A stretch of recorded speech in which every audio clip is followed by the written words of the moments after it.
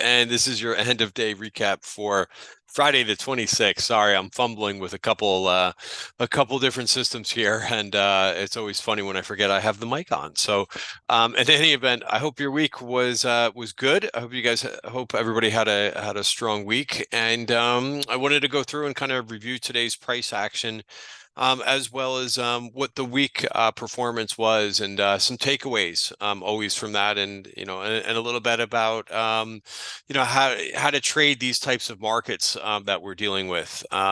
And I'll classify that in just a second. But before I do, risk disclaimer in front of you, everything that we're going through is for information purposes only, not giving out any advice or recommendations. Everything that we're going through, of course, in this video is for information purposes only. So to start off with, this is the day's performance, and kind of interesting when you kind of look at what outperformed today, because I think you kind of had that a little bit of a theme of that and of what performed well this week. So, well, this point was a little bit different. The cryptos were strong. They finally got that bounce, after this the Bitcoin ETF shenanigans of, really what we saw was kind of the old buy the rumor, sell the news, which happens again and again in trading. It's one of those lessons that you learn. It's probably been since markets were around, always, you buy the hype and you sell the actual event, or sell the news. But from a technical aspect, we broke down and took out this version point of control. I mentioned a lot with the version point of controls that these are overhead supply when they're above, and there are possible demand areas when you get back down there, right? A lot of volume occurring at this period. You can see the volume profile here and the point of control from this period and how price has not passed through it since, right? So there's buyers down there, and the market webs indicator doing a great job at telling us that. By the way, we will have this on TradingView hopefully next week for public subscription. So I will come out with more information about that when we're ready to go.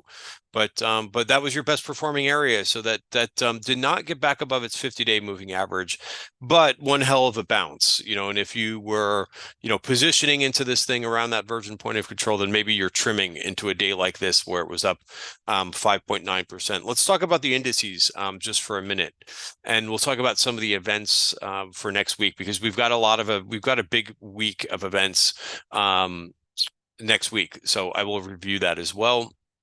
But here we are for S&P. Things I thought this week was a little bit difficult. Number one, because I had some personal issues. I was sick this week, and I wasn't in my office, so I kind of struggled with some personal issues. And I know, like, this cold or flu kind of thing has been going around, and it's not fun when you get it. And of course, the best thing that you could do when you are not feeling well and with these situations is just get rest. And sometimes that's hard to do when you're a trader. So in any event, besides that, I just thought the way that this market was functioning was a little bit difficult. Meaning, I think most days this week we kind of gapped up a little bit, or we got off to a good start, and then it was met with some selling. It felt like some systematic selling. I don't know if it's that CTAs selling. I don't know if that's a little bit of option gamma and things like that weren't there anymore, because last Friday was monthly options expiration. A lot of those January options expirations where a lot of leaps expire. So that removes a lot of the underlying bid that can be in the market when the market starts to move up, and you've got that gamma effect. So probably a couple different factors in there, but this is what I'm referring to. Just to kind of look at the price action just all over the place. Like, when you start up like this, and by the way, like, the majority of the money is made when you buy the close and when you sell the open, right? There's you could go through and you can Google that, but there's a lot of studies that are out there versus trying to buy the open and sell the close. Like, on average, I think that strategy of buying the open and selling the close, like, over 30 years, like, it is returned like 8 to 10% or something like that, versus the other way, buying buying the close and selling the open has returned, I don't know, like, and I'm making this number up, but it's like 400 or 500%. So it is a much bigger and better approach to be buying the close and selling the open over time, right? Now, of course, there are some things that happen in the after hours that freak people out, and you have one or two bad experiences, and from a psychological standpoint, you remember those bad experiences. But on average, that's where the money is made, is in the overnight market. Now, so why do I bring that up right now? Because that's kind of the week that we had. It was a little bit more dramatic. Now, it was also compounded by, a little bit of buying there in the first couple hours. Like, this was obviously the reversal day that we had was on Wednesday, but it happened just about every day this week where we moved up like this, and then all of a sudden it was like, a decent move down on this day, Wednesday. But it was the same thing with Thursday, and a little bit here too with Friday. Today we had the PCE numbers, and we kind of looked like this was going very well, but you kind of had to have in the back of your mind, how many times are you going to get fooled by this? And and there you go, like right at 12 o'clock, which is a weird time. I know some people think that it's the European close and so forth, but I don't think people really make that many decisions here, unless there's something big going on in Europe. It's, it used to be, people used to remember that all the time when there was the Brexit and the Grexit, when Europe was really weighing a lot on US markets. But that's not the situation that you have today. But regardless, it seemed to be really happening. Not every time that was the same this week, but it was around like between 12 and 1:30 where we just got hit with selling. So it kind of feels like the market's a little bit exhausted to the upside. And when you think about it logically, when you have a big week of events, so I'll talk about this now. When you have a big week of events next week, people don't really want to add risk, and they might be lightening up a little bit. Right. And if there is some program selling that happened, like CTA selling, right, the buyers are just not there to support it because no one really wants to make a big call ahead of, we have the Fed decision next week, right, which was Wednesday. They're not expecting anything in terms of if there's going to be any rate movement next week. That will be a non-event. However, what people will be focusing on it, which is the press conference, and what if Powell's going to really say anything that will determine whether or not they're going to go ahead and cut rates in March, or if they're not ready to. Notice that the expectations have come down pretty decently. Go back, if you rewind and go back a couple of weeks ago, there was about a high 60-70% chance that they were going to cut, that Fed fund futures were pricing in anyway, a cut of 25 basis points for the month of March. That has slipped back down to 48%, and May has really picked up in terms of when there's a higher probability of a cut. Now, this is all hearsay, and this will move again based on what Powell says. I'm not really going to go into details about. We'll talk about the Fed meeting next week, but I don't know what he's going to say. I know that we're not at their inflation target. So, when we've heard from various different Fed speakers that have said at some point that, maybe later in the year, they might be cutting interest rates, but they don't seem to be ready to do that right this second. So we're going to get obviously more data that's going to come out. So we're going to get another CPI report. We're going to get, a whole bunch of other economic reports that come out way before this March data that comes out, or at least I think 2 CPI reports. So, they'll have plenty of time. I don't think that they really want to say anything, but like I said, I'm not going to go too much further into the Fed meeting.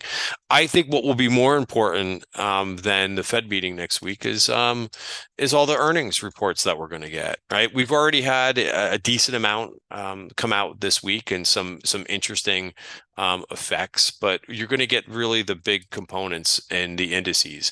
So, for example, I'm just going to bring up the Qs and the components in the Qs, and you could see for next week what you have on tap. Right, you've got Microsoft, you've got Google, Starbucks will be interesting too, Qualcomm will be interesting too, but you're going to get Apple, Meta, and Amazon. So you're going to get the heavy hitters. next week. Those are the big guys that are going to be reporting earnings. And if you think about it from a fund manager standpoint, and AMD's in there too, by the way, which I view as more important, much more important than Intel. But that's besides the fact. So if you're a big fund manager, you probably want to listen to what some of the biggest names in the indices are going to have to say about their earnings quarter and what their guidance is going to be, right? And that's usually the case. I think often we kind of chop around a little bit before all these big results come out, and then we'll start to see possibly some separation, right? I say a lot in these videos, and I say this to members a lot about how much this will influence your trading, or at least my trading decisions over the next quarter, right? You're going to find some names that are going to have to be accumulated, right? And that's where you can really find some leaders for the next quarter, right? Those outperformers that those names that really executed well, the companies that really executed well, and that funds are going to want to own, right? And that's the situation, right? And you could see that right now in Netflix, for example, right? Why do you think? So this is always the funny thing, and people always think when a name goes down, right, it's a good buying opportunity. Now that may very well be the case, but not in the near term usually. So usually, like, okay, 6 months out or a year out, like if you bought the dip in, let's say, Tesla. Like they're probably going to work it out, over time. Is it going to be a good trading opportunity for the next couple months? Probably not so much, right? Because it's usually the earnings that set the precedence for how the company's going to perform over the next quarter, right? Now take a look at what Netflix has done since they reported earnings, right? Would you rather own Netflix or Tesla? After they reported earnings, right? If not even talking about what they did on earnings, like going forward, right? And so far, you could kind of see now Tesla only has one day, right, of where they reported, but we'll bring up the stats, right? So, oops.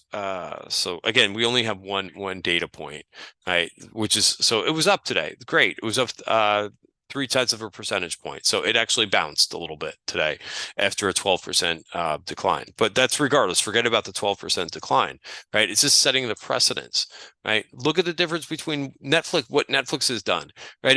If you thought like, oh, you missed it, it went up 10% on Wednesday, right? Oh, geez, I missed Netflix. I don't own any. Well, look at what it's done since. It's up another 3.2% or 3.1% on Thursday, and today up another 1.5%. Right? So look at the difference. So people always think, oh, I can't buy it up here, right? It's the fact is that there's funds that didn't have enough of a position in Netflix on earnings, and they're buying it now. And you don't have to think that you're going to have to, you need to own Netflix for like the next 5 years, right? You just think it right now it's a trading opportunity, right? And if it comes in, and this is what happens with names that pump out a really good quarter, is that the whole company, the whole stock changes, changes its personality, right? It becomes a whole different thing. Right. And right now it's leading, considering, what the Qs did today. It heavily outperformed for the day. Right. So this is just one example, but you're going to find more and more of these names. Can I tell you which ones are going to be the stars? No, I can't. But I think, going after them, after the fact, I think is going to be interesting. And this happens over and over and over. And there's a lot of lessons to be learned. Let me just go back to the performance for the day. Crude, I think, was, really interesting. It kind of dipped intraday, but it closed back at the highs. And, if you look at the performance for the week, which I'm just going to go through with you guys too, a little bit different to see energy outperforming and up, and XLE was up over 5%. OIH was up 6.3%. We certainly talked about a couple names, and I kind of moved around my TTG trend portfolio a little bit. I owned, I think, two energy names, and I and I added one, excuse me, and I added one this week, which was PSX, which is my favorite in the group, right? But this kind of looks like a tech stock breaking out, right? Really nice performance. This was up 1.9% today, so it did well. And So I'm not going to go through a ton of charts in this video, but I think it makes sense. I talked about in yesterday's video that we could see some reversion to the mean, some profit taking in some of the areas that are really extended, like the semiconductors and like some of the software names and so forth, and the cyber names. Let these cyber names come in, right? But I think, Intel is not a leader in the semi space. I think overall, the semis were just looking for an excuse to kind of come in a little bit, super overbought. Look at how far the 20-day moving average is away from the semiconductors. So let this catch up, right? And you might find some trading opportunities. We were talking about CrowdStrike today in the trading room. I do a Q&A every Friday at 1 o'clock. And if you look back, right, and so first of all, you could see where this is versus the 20-day moving average, right? It's a bit extended, right? Notice the last time, which was in the beginning of this month, where price came in and went down to the 20-day moving average. Look at what happened to the price thereafter, right? That was your trading opportunity. So here is kind of the place to be kind of trimming, and let this kind of come in a little bit. I think anyway, right? And I have a position in the TTG trend portfolio that I don't touch. Unless it gets really extended, and then I trim some. But same thing with Palo Alto, right? Palo Alto really dipped. It actually got me because it fell below its 20-day moving average here. But if it comes back into the 20-day moving average again, I would be a buyer. So in the meantime, this market's, I think, doing fairly well.